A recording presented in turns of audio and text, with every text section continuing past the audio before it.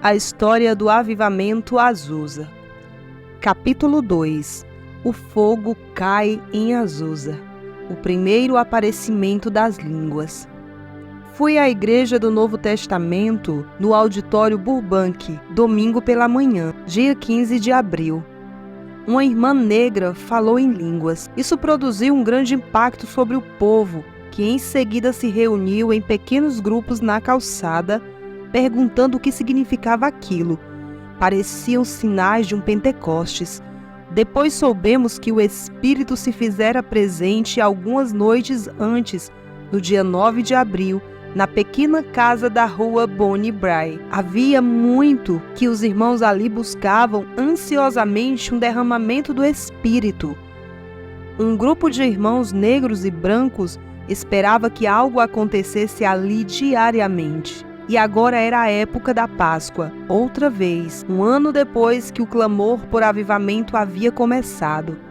Não sei qual o motivo, mas não tive o privilégio de estar ali naquela reunião em que pela primeira vez diversas pessoas falaram em línguas.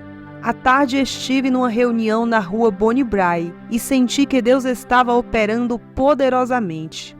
Havia muito que orávamos por uma vitória, e agora Jesus novamente se apresentava vivo. Atos 1:3. A muitas pessoas. Os pioneiros haviam preparado o caminho para que as multidões pudessem entrar. Era notável na reunião a humildade que as pessoas manifestavam. Todos estavam absorvidos pela presença de Deus. Era evidente, afinal, que o Senhor encontrara o pequeno grupo por meio do qual poderia atuar. Não havia outra missão no país em que a mesma ação pudesse ser realizada. Todas eram controladas por homens, por isso o Espírito não podia operar. Outras obras bem mais pretensiosas haviam fracassado.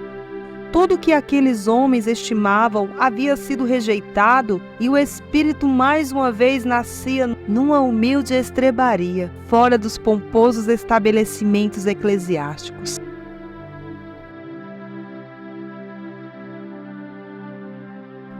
Os humildes começos. É indispensável que o corpo seja preparado mediante arrependimento e humildade para que haja o derramamento do Espírito. As pregações da Reforma foram iniciadas por Martinho Lutero, num prédio em decadência, no meio da praça pública de Wittenberg.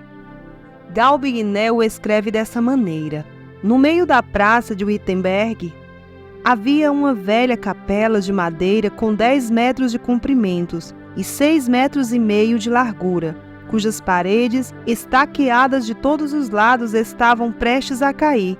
Um velho púlpito de tábuas de 1 metro de altura recebia o pregador. Foi nesse lugar desprezível que a pregação da Reforma começou. Foi da vontade de Deus que o movimento que restauraria sua glória começasse num ambiente o mais humilde possível. Foi aí nesse lugar desditoso que Deus ordenou de forma figurada que seu Filho amado nascesse pela segunda vez. Entre as milhares de catedrais e paróquias que enchiam a terra, não houve uma sequer naquela época que Deus escolhesse para a pregação gloriosa a respeito da vida eterna. No avivamento em Gales, os grandes pregadores da Inglaterra tiveram de vir e sentar-se aos pés de mineiros, trabalhadores e rudes para ver as obras maravilhosas de Deus. Escrevi para o jornal naquela ocasião: a coisa genuína está aparecendo entre nós. O Altíssimo mais uma vez lutará contra os mágicos de Faraó. Porém muitos o rejeitarão e blasfemarão. Muitos não o reconhecerão, mesmo alguns daqueles que se consideram seus seguidores. Temos orado e crido em um Pentecostes. Será que o reconheceremos quando ele chegar?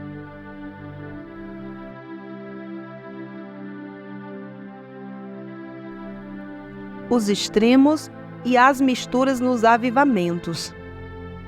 A presente manifestação pentecostal não irrompeu no instante como se fosse um imenso incêndio de pradaria para pôr fogo no mundo inteiro. Na realidade, nenhuma obra divina aparece dessa maneira. É preciso tempo para a preparação. O produto acabado não é reconhecido desde o princípio. Os homens indagarão de onde veio tudo aquilo, pois não tomaram conhecimento da preparação. No entanto, essa preparação é sempre uma condição essencial. Cada movimento do Espírito de Deus deve também passar pelas poderosas investidas das forças de Satanás. O dragão se deteve em frente da mulher que estava para dar à luz, a fim de lhe devorar o filho quando nascesse. Apocalipse 12:4b.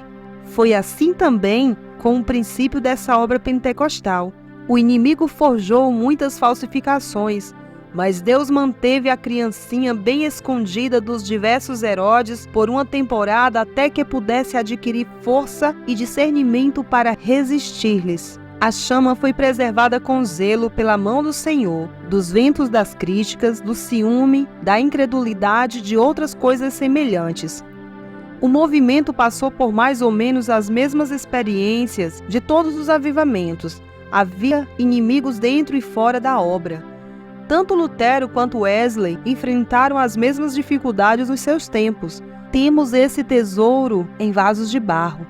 Todo nascimento normal é cercado de circunstâncias não totalmente agradáveis. O trabalho perfeito de Deus é realizado em meio à imperfeição humana. Somos criaturas da queda. Por que esperar uma manifestação perfeita nesse caso? Estamos voltando para Deus. John Wesley descreve assim o avivamento de sua época. Assim que parti, 2 ou 3 começaram a crer que o que imaginavam eram impressões vindas de Deus. Enquanto isso, uma enxurrada de críticas vinha de todas as partes. Não se admira que Satanás semeie o joio no meio do trigo de Cristo. Foi sempre assim, principalmente quando houve um grande derramamento do Espírito, e sempre será assim até o diabo ser preso por 1000 anos.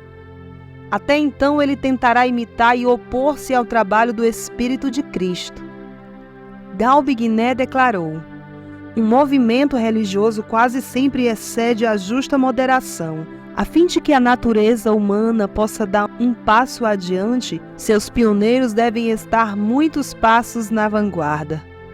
Outro escritor disse: lembrem-se de que grandes extravagâncias e fanatismos acompanharam a doutrina da justificação pela fé quando resgatada por Lutero. A maravilha não foi que Lutero tenha tido a bravura de enfrentar o Papa e os cardeais, mas que tenha demonstrado coragem para suportar o desprezo que a própria doutrina lhe proporcionou pela maneira como foi interpretada e alardeada por adeptos fanáticos. Lembrem-se do escândalo e das ofensas que se fizeram presentes com o ressurgimento da piedade e da devoção sob a influência de Wesley. O que nós consideramos hoje errado pode ser a luz refratada de uma grande verdade que ainda está abaixo do horizonte. O próprio John Wesley assim orou quando o avivamento parecia estar desfalecendo. Senhor, manda-nos o antigo avivamento sem seus defeitos, mas se não for possível, manda-o de volta com todos os seus defeitos. Precisamos de um avivamento. Adam Clarke afirmou: a natureza, como também Satanás, sempre se mazela tanto quanto possível com o verdadeiro trabalho do Espírito, de forma a levá-lo ao descrédito e a destruí-lo. Assim, em todos os grandes avivamentos religiosos, é quase impossível impedir que o fogo estranho se misture com o verdadeiro fogo. O Dr. Seuss disse: nunca houve uma semeadura de Deus na terra que não fosse semeada novamente por Satanás. Nem houve crescimento vindo de Cristo sem que a erva do maligno se misturassem para tentar impedi-lo. Aquele que pretende achar uma igreja perfeita, em que não haja elementos indignos, sem imperfeições, almeja tarefa impossível. Ainda outro escritor escreve: nas diversas crises que ocorreram na história da igreja, surgiram homens com um destemor santo que assombrava seus companheiros. Quando Lutero afixou suas teses na porta da Catedral de Wittenberg, os homens cautelosos se impressionaram com tal audácia. Quando John Wesley ignorou todas as restrições eclesiásticas e normas religiosas e pregou no campo e pelas ruas, os homens consideraram sua reputação arruinada. Em todas as épocas tem sido assim. Quando as condições religiosas de uma época exigiam a chamada de homens dispostos a sacrificar tudo por Cristo, a demanda criava a oferta. E sempre eram encontrados alguns que estavam dispostos a serem considerados loucos pela causa de Deus. Um total desprezo com relação às opiniões dos homens e às outras consequências é a única atitude que pode vir ao encontro das exigências do tempo presente. Deus achou seu Moisés na pessoa do irmão Ismale para guiar-nos até a travessia do Jordão. Escolheu, entretanto, o irmão Seymour para ser nosso Josué e levar-nos ao outro lado. Domingo, dia 15 de abril, o Senhor me chamou para 10 dias de orações especiais. Eu me sentia como se carregasse um grande fardo, mas não sabia o que Deus estava pensando. Ele reservara algo para eu fazer e queria que eu me preparasse para isso. Quarta-feira, dia 18 de abril, o grande terremoto de São Francisco ocorreu e devastou a cidade e os arredores. Não menos do que 500 pessoas perderam a vida só em São Francisco.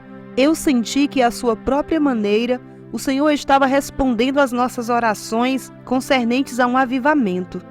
Quando os teus juízos reinam na terra, os moradores do mundo aprendem justiça. Isaías 26, 9b. Um enorme fardo de oração veio sobre mim. Orei para que as pessoas não fossem indiferentes à voz de Deus.